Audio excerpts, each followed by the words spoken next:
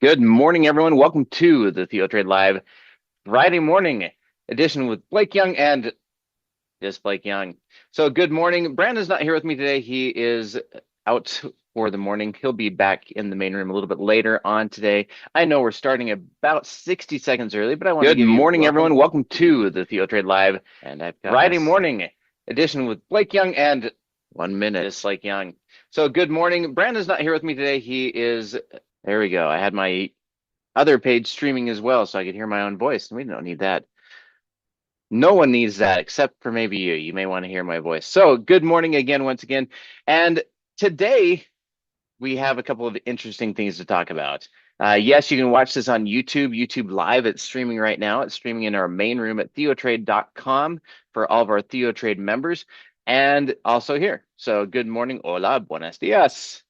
To start out, we're going to talk about Purchasing Managers Index. It's coming up here in about 30 seconds. And we're going to go talk about Black Friday, the Bitcoin bonanza, inflation-driven trades, and electricity and AI. And just about some of the things that we've talked about before with inflation-driven trades. I'm not going to spend a lot of time on that. I'm just going to brush by as we go by. Now, right now, let's see if we have a report out yet. Right now, we should be getting a Purchasing Managers Index PMI, Flash Services PMI, coming up in 1 second. So let me tell you what this is. Purchasing Managers Index is an early read on the economic future. Now, it is current and future, but what it is it is a diffusion index. For those of you that are familiar with diffusion indexes in other areas, it is what it applies to multiple indexes or multiple statistical reports. And what you're doing is you're looking at multiple things, you're looking at multiple components, multiple reads on different areas to feed into one number. And so the Purchasing Managers Index, we're looking at multiple manufacturing reads and how they look at how much product are we buying? What is the raw goods that we need to pick up? What are we doing as far as services? Are we hiring more people? And we're gathering all this information to be able to provide a PMI, Purchasing Managers Index number. Now, it is a flash manufacturer data. And I just was realizing I'm an hour off. We're not going to get this for an hour. Yes, it is. Well, it's not even an hour after the open. It's 15 minutes after the open. So we're going to come back and look at this a little bit later. But while we are going to be looking at this, let me go highlight a couple things really quickly. I was, yes, absolutely off. So let me just show you what we're looking for. I was expecting this to come through because in my head it is 6:45. It's 7:45 my time when the PMI comes out. But this PMI number is expected to be still sub 50. So this diffusion index, this index that looks at multiple components, is going to go through and say, we think that it's doing X, Y, or Z. The problem is that this index has been below 50 on the manufacturing side. And below 50 is a sign of market compression, not growth, compression, market consolidation. And so when we look at all the data that's there, they're not looking at things very positive. And yet in services, we've been above 50, 55, 55.2 and pushing higher. And so we're seeing what we've been dealing with for the last 6 months, last year, and that services and growth in services in the US is continuing to be resilient and strong, which also means more costs with services and employment, while manufacturing is a little bit weak. So we haven't seen this turn the corner yet. There is signs and expectations that under the new administration in 2025, we're going to see pulling back some of those manufacturing jobs into the United States. A lot of people don't know that the US is the world's largest manufacturer, not China, the US. The US is the world's largest manufacturer. You need to consider software and software as a service, SaaS, as part of that manufacturing though. So when we look at the big picture, we look at Apple and the iPhones all over the world, and we look at all the softwares and services, including now AI. Those are all going to be seen as manufactured in the US. And so there's still a lot of growth there. Now, again, in my head, I was thinking that it came out at 6:45 my time, 8:45, at 7:45 my time, 9:45 so Eastern. So it'll be 15 minutes after the open. Come back and watch that. I'm sure Don will have some comments on it as he starts the day, and he can look at those numbers with you as well. But the biggest aspect I'm looking at is whether or not we can get back through that 50. Are we seeing the early demand? Are we seeing the increase in demand in that data? So services at least is trending up, but I would say that what we're not seeing is we're not seeing manufacturing really turn the corner and get back up into positive territory. Not enough that I would say that we are back in a growth phase. I do think you're going to see a push towards that in the near term. But we'll see. We'll see if the numbers are right. We'll see if the market wants to support that idea, or if we're going to continue to see things slow down. Now, today is the 22nd. Next week is the 29th, the day after Thanksgiving, which means we are going to be looking for Black Friday, and Black Friday deals will be coming along, and everybody's so excited. When we talk about Black Friday, the question is, are we going to see this turn retail sales? Retail sales, we found out that the numbers they gave us were not true. We found out the retail sales and the growth of the retail sector was not nearly what they had claimed, and in fact had been slowed down a lot worse than what we had anticipated. So Black Friday and the health of retail sales, we're going to see a big push for this. Now, we used to have this little deal called Cyber Monday. I would argue that Cyber Monday is non-existent, because all the online sales are still being pushed towards Black Friday to start there. I don't know if you've been watching. How many here have seen in your inbox, on your page, through your Instagram reels, through whatever means that you consume information, have you seen ads that pre-Black Friday deals? Amazon Black Friday week coming up. How many of those things have already kicked into full gear and you've already seen those things line up and set up for this new retail push? As we're looking at these moves, we're looking for these pushes higher. And Hash, what do you see as a game changer? What do you think? The timing on that. Yeah, Linda says for sure, seeing all those advertisements. I don't know if you're aware. Many of you probably are, but if you look at the entire year, 12 months of time, you have Q1, Q2, Q3, 4, and we have 80 to 85% of all retail sales happens in Q4. So 80 to 85% of all of it happens in Q4. Now, if we look at that and you say, you're telling me that we do more shopping by the last really 2 months, so we could even narrow it down further in the last 2 months, but we'll still leave it at 3. Then all other 3 quarters combined times all 3 other quarters combined times by 4. That's really what's kind of going on in the retail sector. So this Black Friday, we think Black Friday is, oh, it's just great deals. No, it is the life force and the move of the entire retail sector and the entire economy. So when we're looking at the move in the consumer, when we push money towards the retail sector, this number, this data is going to tell us whether or not the retail sector is doing well. And here's my prediction. Ready? Best Cyber Monday ever. Best Black Friday ever.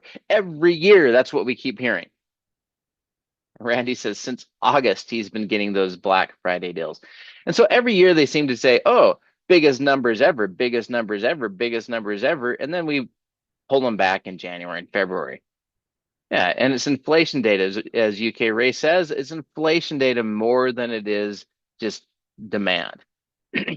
It's easy to hit record sales when all things cost 2, 3, 5% more. We already know that CPI is at 3% roughly, and a little shy of that. But when it comes to retail sales, when you take out food and energy, it's closer to 3%. David says you're Jewish, so Black Friday sales don't really apply to you. Really? You don't take advantage of the big Black Fridays, big screen TVs and the super discounted 30, 40, 50% off, the $110 laptop. I don't know if religious observances is going to keep you away from super deals. And the fact is, retail sales 80 to 85% still happens here. So anyway, something to watch for because we're going to see if the data is really pushing higher. And what you'll watch for 8 crazy nights, as Don talks about there in the chat. As we're looking at the moves in the retail sales, this is more important to me than just whether I can get a super deal on some product. My kids are old now. They're all in their 20s. And so their list of things that they would like are specialized and special shops, and they don't really have the same deals. But it's something that I pay attention to because it really is going to give us a snapshot of what we can expect. I would tell you to watch the number. And if you can look at the previous year's Black Friday deals and the Cyber Monday that weekend, and when they say record highs, and they'll give you the numbers. They'll say we did 1.5 billion or whatever they want to put in there in sales, and they'll oftentimes compare it to the previous year. If it is not more than 3% higher, then we are not dealing with an expansive growth demand type of situation. We may be tapped out as consumers. And that's what we want to watch for. We want to see, have we gone too far? MLJ says all the houses are full of junk. Then we go out and we get storage units to hold our junk so we can buy more junk. Exactly. Exactly. We're at that phase in life where we're de-junking and moving things out of our house and moving things into the dumpsters and into the garbage cans and into the donations and Goodwills. But we're doing everything we can to not refill it. That's our goal. We're trying to avoid that. But it is a big deal. So pay very close attention to the numbers as we get into not next week, but the week after. And you're going to see these numbers start picking up this week. Watch for the buzz, watch for the hype. Actually, watch for the extended Black Friday deals. If you see them advertising, oh, we're going to extend the Black Friday, it might be an indication that they aren't getting the sales they wanted. It might be an indication that we are slowing down. Quest Last has a Black Friday sale. Quest Last. I'm not sure what Quest Last is, Boogie or Bogey. I had a friend named Boogie, so sorry. All right.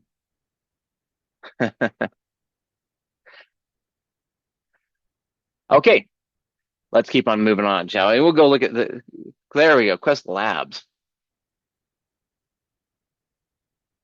That's, I'm assuming that's the protein company, right? All right. So we'll look at some retail stocks here in just a minute. I want to get through a couple of other comments and some things and highlight this. And we're going to get into the charts here, and we're going to start try to tie all these components together. Now, Bitcoin or Bitcoin Bonanza, Bitcoin Mania. What's going on here? What's your anticipation? Let's get a pulse on this room. I've got lots of rooms open here. So I would like to know, do you think Bitcoin is going to make it to Bitcoin 100,000? Do you think that Bitcoin is going to save the day? Are you doing victory laps like the president of El Salvador? Are you doing victory laps like all the Bitcoin bros out there as they are watching the markets move higher? What do you think? Are we going to get there? And I'm going to talk about Bitcoin 100,000. We're going to talk about Bitto Honey, and MSTR. We're going to talk about that. We did talk about this last week a little bit with MSTR, but I think it's interesting to see all the things that are going on with MSTR in the markets. We're watching these things change, these move. This is important. Crypto is still, in my view, not a currency. It is an asset. It is a financial asset. It is not a currency. And we'll get into that, and we're going to get into the charts here in a minute. So what do you think? It could do as roundies are magnetic. It'll reach it and then crash soon after. These are all comments that I'm getting into the chat. Don't own it, buy it, yes, higher. And Bogey, I'm that kind of view as well. Jim says, of course, we're almost there. It's too close to not hit there. Yes, yes, yes. Perfect.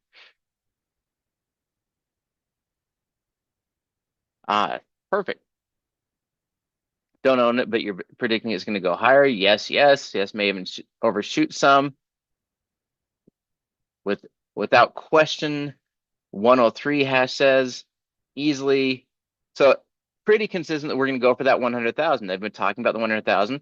And it was funny yesterday, Gianni was commenting to, we have TheoTrade, we have a conversation on our channel, and he said, it's going to 100,000. I said, I'm going to take the opposite action of that. I did. I shorted it yesterday because it was purely a technical move. And so out of a technical move, I was willing to go short. But it was more fun just to be able to take the opposite side of the trade. When we're watching this, the question is this going to be a technical move, a technical test? And is that it? Are we going to see it go to that technical test, that technical high, and then struggle? As we look at the Bitcoin on the futures, you can see in the overnight, we did. Okay, so we started here, we tagged 100,005, and maybe some of you already saw it. That's why I didn't throw it on the chart there. We did touch it in the overnight. So Bitcoin has now reached 100,000. Now, this is my chart that has monkey bars, channels, and everything that we like to look at. Now, look at the culmination. This is the monkey bars. As you can see, it's a month-to-month monkey bar. For those of you that are not familiar with monkey bars are time price distributions.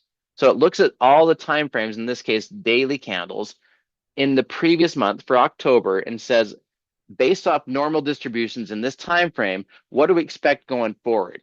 And what it does, it provides us this projected forward levels. And what we did this month, as we started here, we were oversold. It said buy.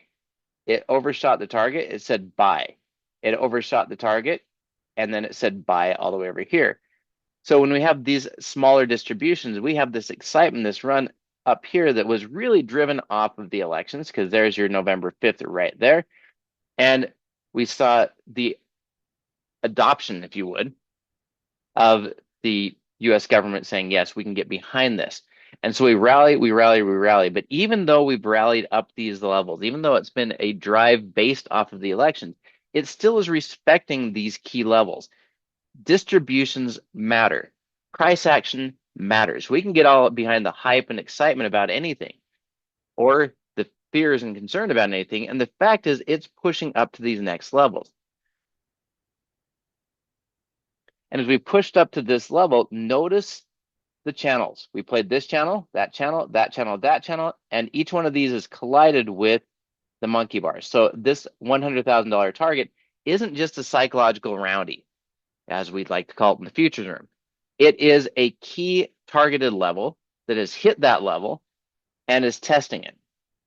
Top of the channel, top of the distribution, top of the market right through there. We have now tested that 100,000. I do think as the market opens and as people wake up and get to their computers and see that we had that push to 100,000, we will try again. We'll see if we can break through again.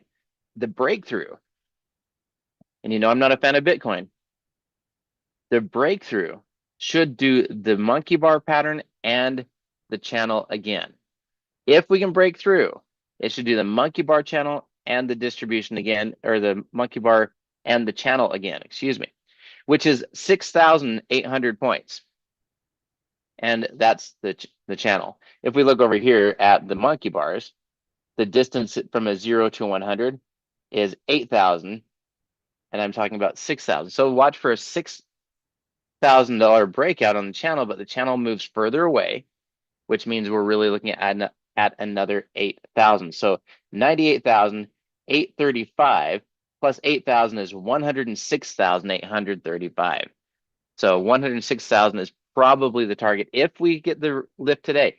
That might have been it. If you look at that chart, that's kind of putting in a top there. We've tested it, we failed, we tested it, failed at the key level at the top of this channel, and it's failed so far today after testing that.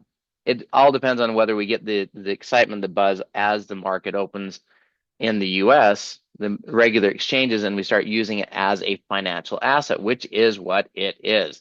It is a financial asset. As Billy Boy says, ain't it amazing that we can spend all of our real dollars on an imaginary mythical currency? And yes, it is. So we may be there. This may be it. We may have been We may have found the peak. We tested that psychological barrier. We're pulling back right now at the top of the channel, at this top of this barrier. A close past this level, and I would say a trade past the high, but a close past this level. And I would say, let's get even more specific. If today it closes above 99.8, or tomorrow, meaning Monday, it closes over 100,300, then I'm looking for that 106, 106,000. Ken says, I'm a newbie. What are the trend lines, the channels, and how do I get these indicators, including monthly bars? This is what is called a time price opportunity chart, Ken, and it is a indicator that I use in my sessions in the TheoTrade live room to show you how to project based off of previous time frames. I can do it for a year. I can do it for a month. You just have to change the settings.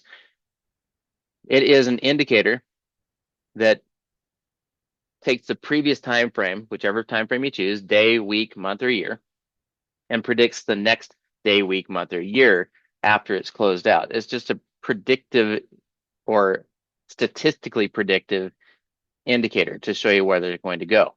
So I have an entire class on that.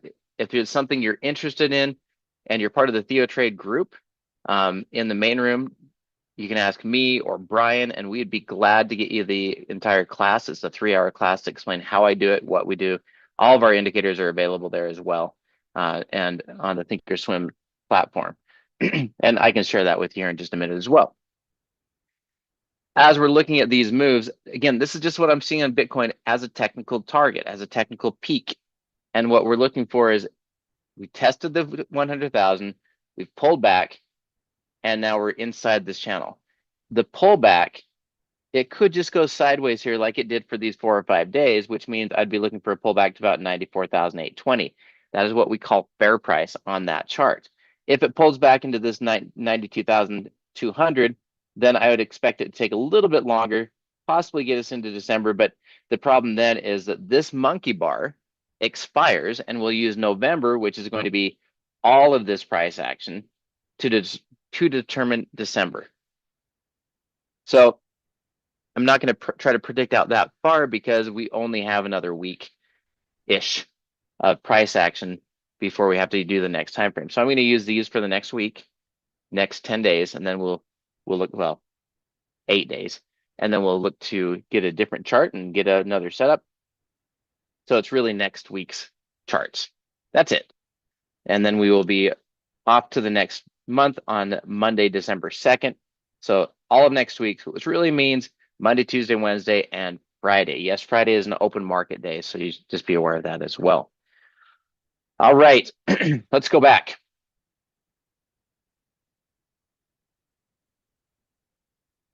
Just giving you some key levels there. And part of the reason why we wanted to bring this up is in conjunction with Bitcoin is we can trade BITO, and I do want to highlight MSTR as well. We can trade BITO instead of trying to trade the futures. I was trading the futures and the micro futures yesterday in Bitcoin, and good place to trade. If you're not comfortable with, or you haven't been using the futures market to trade Bitcoin, then you can absolutely spend your time inside of just, there we go, back to the right chart, BITO. BITO now has options, has the ability to trade options against it. By the way, notice that the distributions, even though it's a completely different value, even though it's not 100,000, it is still showing you the same buy and sell levels. It's still showing you the same kind of growth. This upper area is overbought. And we're looking for this push into this area right through here. And yeah, the El Salvador President Flex was kind of crazy. He's actually done amazing things. My dad lived in my parents, I should say, lived in El Salvador for a number of years, and he has broke the game. He has really turned that country around. The safety and security of that country is amazing. So I'm going to give him full credit. He can do a victory lap. Got away from the losses that they were experiencing. He's protected their people. So I give him kudos. Good job, Mr. President. El Salvador, the Salvadorian Mr. President. And yes, I will say, sure, there's other problems, but he's done a lot of really good things. So I give him kudos. Anyway, BITO up through here, up to the top level. Watch for that as a potential top in the market. Watch for it to match up with the other. And so the same targets, I would say BITO could pull back to 25.66, maybe back to 24.55 if this is that temporary top. Now, if we look at MSTR, one of the things you should be aware of, MSTR is a company that all they're doing is taking out huge amounts of debt to buy Bitcoin. The volatility around here, we're talking about hundreds of percentile of implied volatility. We are pricing in 75% of the price action could be a movement in a week. So this is saying this stock could go down to $100, or it could go up to $700 in the next week based off the implied volatility. The reason why is because they're betting on Bitcoin. They're betting on Bitcoin huge. My question for you, if all they're doing is borrowing money to buy Bitcoin, what value does that have to you? Why would you buy a company that their only thing they're doing, the only product they're providing is they're going to buy Bitcoin? This is not an ETF. They're still charging you and collecting huge management fees on that. And so comparatively, you're simply saying, you know what, I didn't want to buy Bitcoin at market rates. I wanted to buy it where you charge me huge management fees, and you charge me huge management fees on top of the fact that I only get part of the upside. Yeah, that's what I want. I only get part of the upside. You charge me huge management fees. If it goes down, I lose everything. So I have all the risk, but I have less reward and more fees. That's what MSTR MicroStrategies is doing. So just be very, very careful. This is not the same thing as buying Bitcoin. It is them buying Bitcoin, but as you can see, they pushed all the way up here and reversed $171 yesterday. A third of their price action was in one candle. This is not a place to be. This is not a place to play. Instead, I would say if you were watching this, the question is whether or not you want to buy Bitcoin or sell Bitcoin. If you want to buy Bitcoin, go in and buy Bitcoin. Go in and buy BITO. Go in and buy some sort of currency ETF that will represent that. Go buy coin. Go buy something else. And that will give you some opportunities there. Now I'm going to speed up here just a little bit because we got to get to some things. Electricity and AI. I thought it was interesting yesterday to have brought up. So what about AI's demand on electricity? I don't think that is an unreasonable approach to look at it. I just don't think it is necessary to drive strength into electricity and utilities. What we're seeing, what we've seen in the market is that yes, there's some movement of money there, but we got to remember that electricity utilities are an area that we can invest anyway. I brought this up in the main room yesterday, but I just want to highlight it again. When we look at utilities gain, and I'll just say utilities like this, utilities gain for really, in my view, three reasons. Three main reasons. They're defense sector. When things get tough economically, we bet on defense sectors because we always say, I want to live indoors, I want to eat food, I want to stay healthy, and I would like my utilities. I would like to have power when I'm living in my home. That's the four main things. Consumer staples, healthcare, and utilities are the three main sectors, but the four main things we want to live indoors, eat food, and have power and be able to go to the doctor. So defensive sectors, that's one reason to bet on utilities. Second is income. Now, when I say income, I'm going to say a substitute for fixed income. So instead of buying bonds when bonds are falling, we can get a very high dividend yield, a return, because utilities like REITs has to pay out a certain percent of their income and their growth. So utilities are an income play as well. So could it be an AI demand play? Sure, it could. But these two have a history and have reason to be in those two already. And as we're watching this, we keep getting told that we're going to have a huge growth in AI. Haven't seen it yet. The numbers haven't justified the demand, and therefore they haven't justified the move higher. So we're looking at PEG, NE, SO, and ETN. ETN provides equipment and manufacturing of the equipment that goes into electrical facilities as well, utility. And so those are some of the areas that I'm definitely paying attention to. Let's throw some charts up here really quickly. I'm going to go through those few. So NEE, we pulled back. This is deeply discounted. Our cross up in our Chaikin and money flow is pushing things higher. We've broken through this. This was a buy signal as far as the monkey bars go. I expect this to get up to 78.67 and potentially up to 80.74. As far as a utility play, this is one of my favorites. It's one of the ones that has been consistent for us. They pay a 2.68% yield and have given us multiple buy signals here in our big picture view. If we look at Southern gave us the similar buy signal 3 days ago. Southern has not given us the accumulation yet, but the amount of volume yesterday was pretty significant. Notice how high the volume's been moving. We're eliminating these 3 big bearish days. It's the reason why we haven't crossed back positive yet. But they pay a 3.27% dividend yield. Very high dividend yield as well, and a good opportunity there. Let's go look at a couple of others. Public services enterprises, new 52-week highs, a breakout through the high. You had a buy signal all the way back here on November 7th, another buy signal monkey bar wise on November 19th. We've pushed through the highs on average to high volume.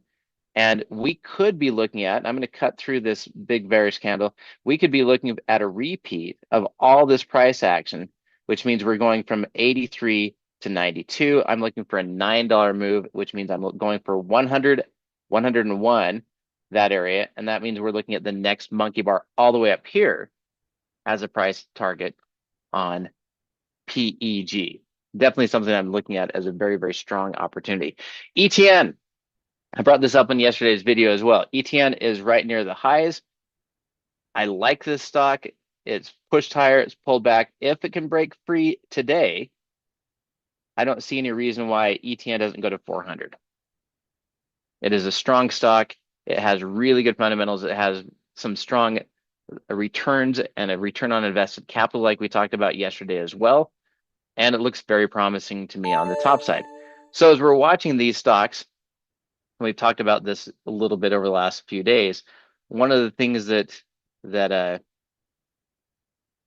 we've looked at, we've actually done this in the deep currents portfolio. For all of you that are in my deep currents class, we have CCJ, which is a uranium company, Wink Utilities, higher demand, NEE, Southern, and Starbucks. It's all about the energy. It's all about energy stocks, just which kind of energy we need. So we've been pushing these higher. We've actually been highly profitable. We're already in the CCJ, NEE, Southern, and Starbucks. There are more plays to be had. We're just diversifying across the top sector. Utilities have been the top sector consistently and have done this on and on and on. My question for you is, are there other sectors you're looking for? Are there other instruments you're looking for? What is it that you're seeing? What is it that you're looking for? Now, I'm about 3 to 4 minutes out before I need to pass the baton to Don. I do want to remind everybody, speaking of Black Friday and energy and these trades that we've taken in deep currents, which have been highly profitable, as we're watching these things, something to keep in mind is we are getting down to the wire. The Black Friday deal that we launched last week, the deal to have access to TheoTrade, to go into the deep currents, to all of our classes, to have access to all of our classes, our previous classes, everything we do is recorded here. We are running low on the Theo credits. We're getting close to those 50 targets on some. So you have the potential to use the credits here on deep currents. If you want to catch up with me, you can certainly do that. Just call 623-244-5657. Use code word Blake. So for $1,000, you get $2,000 worth of credit that you can use on anything you would like. You can only use 2 per instructor. So if you wanted to do $4,000, it would cost you $2,000 to be able to access $4,000 worth of classes credits, whether that's TheoTrade Live, TheoTrade Main Room, my Deep Currents class, our earnings flips, or any of the instructors classes going into the next year. Plus, when you buy into these, you also get entered into a chance to win a Falcon laptop. That's what I trade on as well. All right, any stocks you want to look at before we move on? I've already talked about CCJ, NEE, ETN is there, and I would throw ExxonMobil into the mix. It is not an energy stock as far as what we would look at in conjunction with utilities, but I do like the bounce and the breakout that we had yesterday. It reversed off of there. It broke through these highs, closed above these highs. Easy target is the 50% level and that gap, I'd say up there. And that would put us on track for 124. And they also pay a dividend too. So it's certainly not going to hurt you to get that dividend. VST and SMCI. Yeah, VST is another utility company. To me, I like the breakout back here on this close here. I like the breakout here. I wasn't sure I wanted to lean into VST. It did seem a little bit long in the tooth. It seemed to be pushed all the way up and all the way up to these top close prices. And so if we see that pull back in here, I would look for a bounce on VST. But yes, I like VST as far as the stock goes. It's just I feel like I missed the entry. I'm just being frank. That would have been a good entry. That would have been a good entry. I need it to breathe out a little bit, but I do like it. I definitely like it. SCMI, and Ken, I'll post the link. Just post the link for you here in just a second, okay? Oops, SMCI and SMCI super microcomputer. I'm not sure I want to buy into this one yet, personally, Tony, because I'm waiting to see kind of how things play out with the investigation into how they're running their numbers, whether they're going to pull back and find support at the 50% level. It wouldn't surprise me to see this kind of chopping sideways. And until we break free, until we see the other stocks like Taiwan Semiconductor, Palantir, any of the chip manufacturers, Texas Instruments, really get some legs underneath it, I'd be waiting. Just kind of wait. Wait until you see that play out. Back here.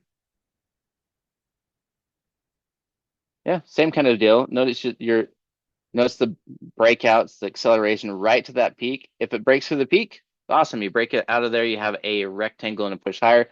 But if it fails and breaks through the low, then you have a monkey bar and a double top that pulls you back probably to 135. And that's what I'd be looking for as well. All right. I am at the end of my time. It is getting to the point where I'm going to pass the ball to Dawn. I appreciate you being here. I will get you that link, Ken, here in just 1 second. We do appreciate you taking the time and being here this morning. It is a exciting day, exciting time to be involved in the market as we deal with AI and a new administration that's making lots of noise, like lots of headwind that are I guess we're tailwinds at this point, tailwinds in some of these areas. So super excited to see where this is going to go. I would encourage you again to keep joining us into next week, even though it is a holiday week. There's a lot to come, and we'll talk about those numbers after Black Friday to see how the numbers are kicking out, but it's something you should be aware of. We're going to probably get a lift into the retail sector. And with that, I will bid you adieu until later on today in the main room. And I will come back and be in there for both the futures and the main room. And Dawn is coming up next. Take care, everybody.